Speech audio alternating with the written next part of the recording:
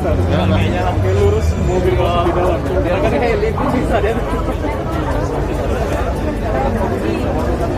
Kamu ke depan ini ada bendera-bendera banyak itu toh.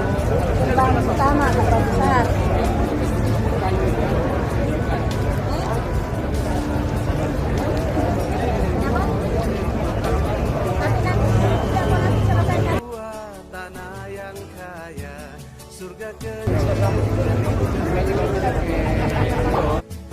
Selamat sore, Mbak Eka. Mau tanya-tanya apa kabar?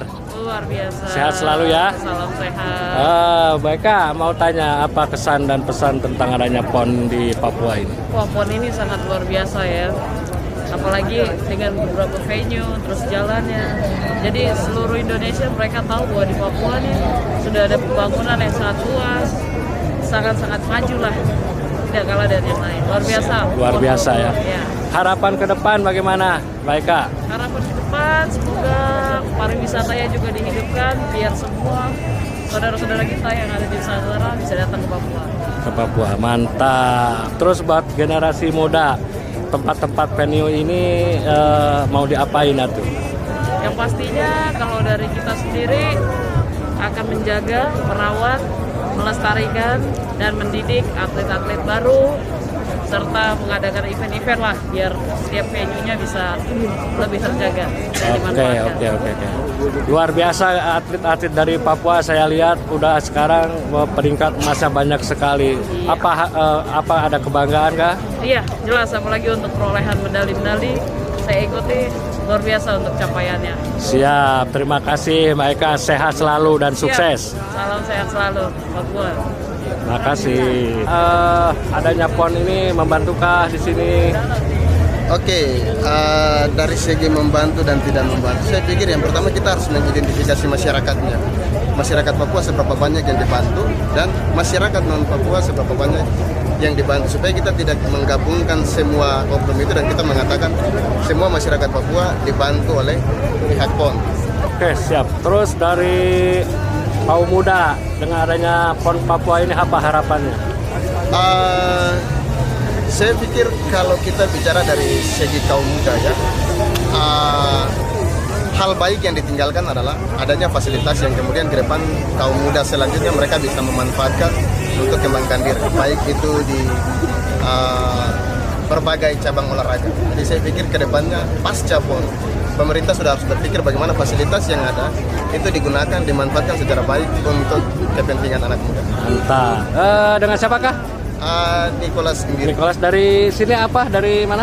Dari Jayapura Papua. atau dari Kabupaten Kepulauan Yapen. Kepulauan? Yapen. Yapen. Oh, terbaik rumah. Terima kasih.